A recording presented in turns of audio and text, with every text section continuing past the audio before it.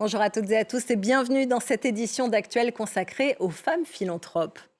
Le terme philanthropie désigne l'amour de l'humanité et c'est une façon assez poétique de parler argent et des dons que les personnes les plus riches font, parfois par millions, à des causes qui leur tiennent à cœur. Et quand on parle argent, eh bien, les femmes et les hommes n'ont pas forcément la même façon de donner à travers l'histoire. On va en parler dans un instant avec mon invitée, Nathalie Sauvanet. Elle est responsable des services philanthropie en banque privée. Mais d'abord, on fait le point sur la question avec Alice Broga. Quand on parle de philanthrope, à qui pense-t-on? Les généreux donateurs sont souvent des donatrices. À commencer par plusieurs ex-épouses célèbres. Melinda French Gates, figure emblématique de la philanthropie moderne.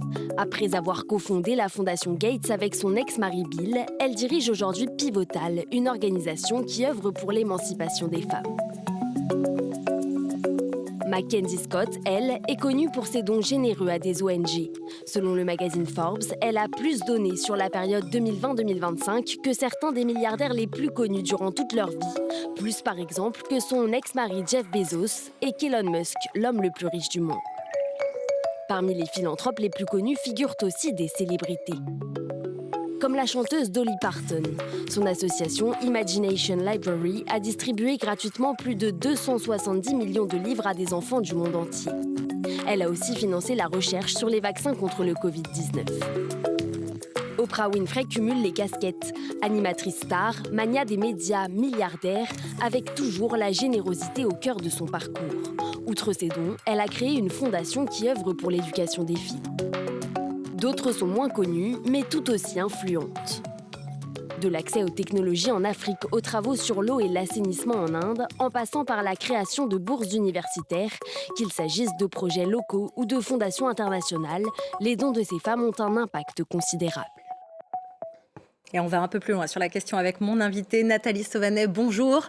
La philanthropie, c'est votre métier. Vous êtes responsable monde des services philanthropie pour BNP Paribas Wealth Management. Et votre métier, c'est de gérer vos clients fortunés et de les conseiller sur la façon d'aider à aider.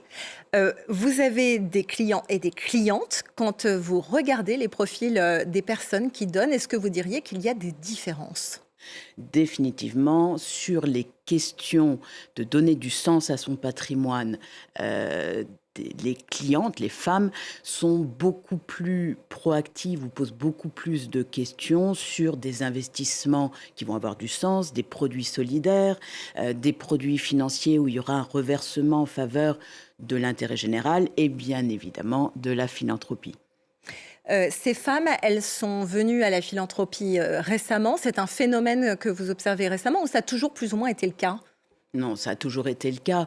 Simplement, peut-être qu'on ne mettait pas le projecteur sur les femmes. Alors déjà, on ne mettait pas beaucoup de projecteurs, en tout cas dans les médias, sur la philanthropie elle-même. Il y a toujours eu une sorte d'incompréhension pourquoi les gens font ça ou le phénomène envers peut-être des personnes fortunées.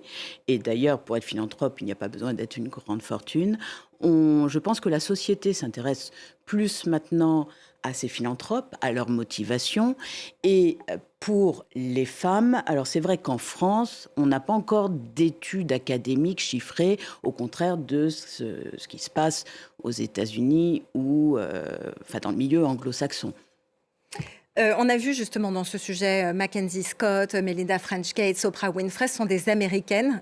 Pourtant, il y a aussi des Françaises, il y a des Asiatiques, des Africaines, des femmes du monde entier qui donnent. Est-ce qu'elles sont plus discrètes ou est-ce que c'est juste que ce sont des phénomènes qui nous parviennent moins ici ?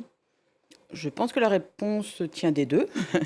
Déjà parce que vous avez une culture anglo-saxonne protestante qui peut être différente d'une culture, par exemple, latine, où le fait d'être fortuné et ou d'agir de toute façon en faveur de la société fait partie, je dirais, du schéma, de la manière dont on doit se comporter. Il est normal et il est même bienvenu, quand on est dans le milieu anglo-saxon, de parler des causes qu'on soutient, parce qu'on s'en fait le porte-parole, on peut pousser d'autres personnes à le faire, on est en rôle modèle.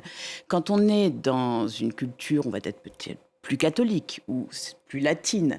Parler d'argent, c'est pas vraiment si courant, ça on le sait bien, je vais pas épiloguer là-dessus, mais on était jusqu'à récemment, en tout cas, sur des générations où on faisait ça en discrétion, c'était malvenu ou pas bien élevé d'aller en parler.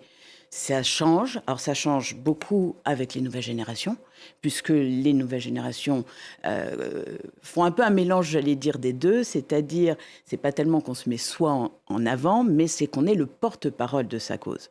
Donc, les tabous peut-être tombent, et de plus en plus, en tout cas du côté des femmes, il y a cette compréhension, cette réalisation que si effectivement on veut entraîner d'autres ou on veut mettre l'accent sur une problématique qui a été négligée jusqu'à présent, parlons par exemple de l'injustice de traitement des femmes dans les parcours de santé, il faut en être le porte-parole et il faut parler de ces actions.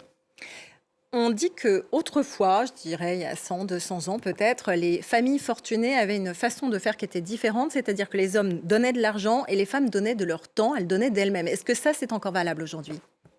Ça va dépendre des profils, puis ça dépend surtout de l'évolution. Comme vous dites, il y a plusieurs décades, la femme travaillant, même dans un couple, était rarissime. Aujourd'hui, ça va dépendre entre la génération X, Z ou autre, mais de plus en plus, les deux travaillent, donc les deux ont une action.